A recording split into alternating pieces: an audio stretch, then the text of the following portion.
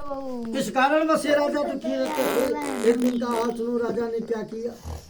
सवेरा होते ही स्नान ध्यान करके मंदिर पर गए और जा करके भगवान से कहा, प्रभु आपने हमें धन दौलत राजपाट सब कुछ तो दिया, एक औलाद न दिया।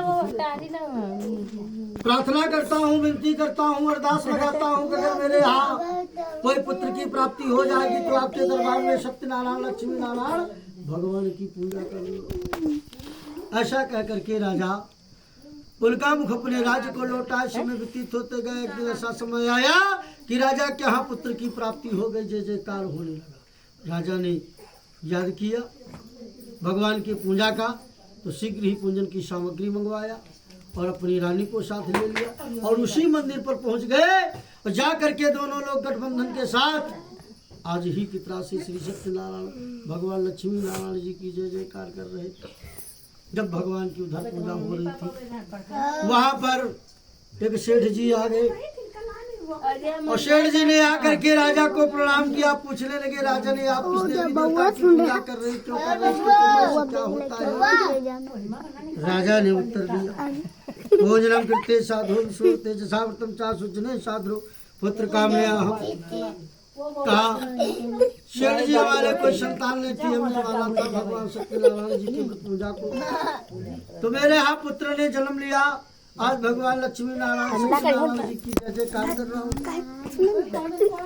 सेठ जी ने रोने लगे। जब रोने लगे तो राजा ने रोने का कारण पूछा, तो सेठ जी ने कहा कि मैं हमारे कोई संतान नहीं। राजा ने कहा भगवान से विनती कर लो, भगवान के प्रसाद को ग्रहण कर लो, तुम्हारे यहाँ बच्ची संतान की प्राप्ति होगी। सेठ जी ने क्या किया, भगवान से विनती किया। कहा भगवान अगर मेरे यहाँ बेटे के बजाय अगर बेटी का जन्म हो जाए तब भी मैं आपका जय जयकार करूँगा। यही लिए कहा जाती बरहों के आगे पीछे 2-4-10 दिन में भगवान की कथा जरूर सुनो। 3 दिन कथा तो नंबर आओ, एक जन्म के उत्सव बरहों और एक मुंडन संस्कार और एक विवाह करने जाने। लेकिन कबो कबो डर याद है ना। श्री गणेश भगवान विष्णु देवता भूलमा जैसे दफा सेठ जी के टरी रही है जगह टरी हो। इस प्रकार से देखिए फिर क्या हुआ कि तस्माद हमारा चट्ठा दीवार में लड़ी थी टकले हो समझ लियो। कहते हैं कि फिर सेठ जी ने विनती किया, भगवान के प्रसाद को लिया, लेकर के यही प्रसाद अपने घर आए, अपनी धर पत्नी सेठानी जी को प्रसाद दिया। कहा सेठानी जी ये जो प्रसाद में लाए हो ये भगवान श्री सत्यनारायण जी का है, इसे ग्रहण करो, सारे कष्ट दूर हो जाए।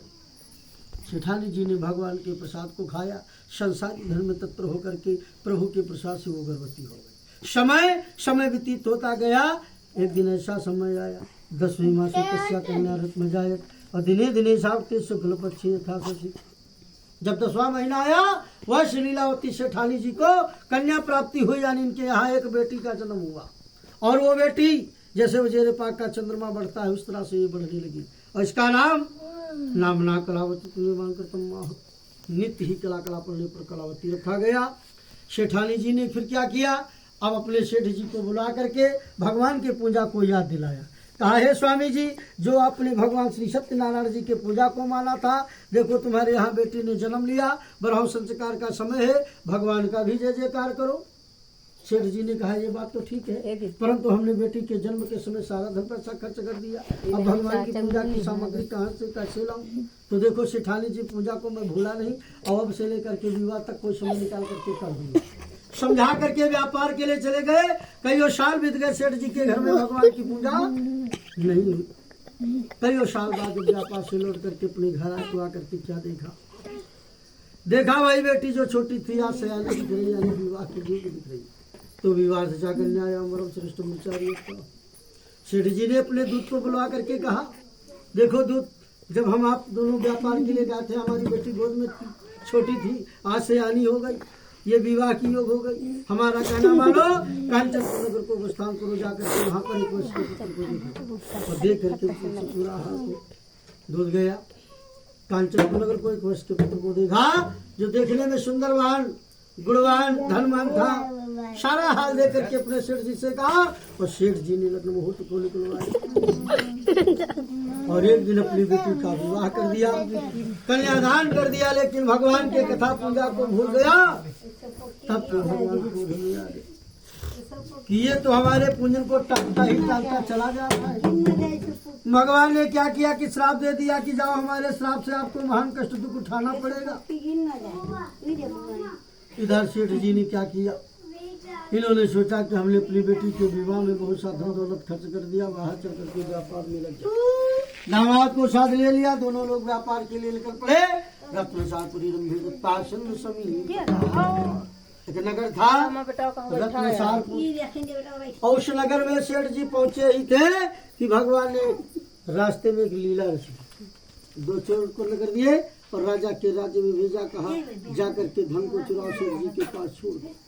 वैसा ही हुआ जैसा राजा ने कहा। चोरों का पीछा करते करते सिपाही लोग भी चले आ रहे थे, तो जब सेठ जी के पास आके देखा तो ये तो धन दौलत तुम्हारे राजा का पड़ा हुआ है, यही दोनों चोर हैं। तो सेठ जी को और सेठ जी के दामाद जी को दोनों को बांध करके जेल खाने में बंद कर दिया गया। तो देखिए भगवान के श्राप से इन दोनों को जेल जाना पड़ा। अब इनके घर में क्या हुआ, इनके घर में जो अन्न धन पैसा था सब चोरों ने उठा ले। मछली डाल के देखो कटोरी में,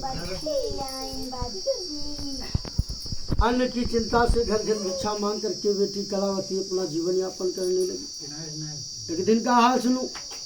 प्रातः काल उठ करके बेटी भिक्षा के लिए बाहर चल दिया। एक घर गई, दो घर गई, तीन घर गई। इसी तरह से दिन व्यतीत होता गया। जब संध्या का समय आया, अपने घर को लौट रही थी तो रास्ते में एक ब्राह्मण का घर मिल गया। उस ब्राह्मण के घर पर क्या हो रहा था, यही भगवान सत्यनारायण लक्ष्मी नारायण जी की पूजा हो रही थी। जब भगवान की पूजा आरती हुई, प्रसाद मिला, बेटी प्रसाद को लेकर के अपने घर चल दिया।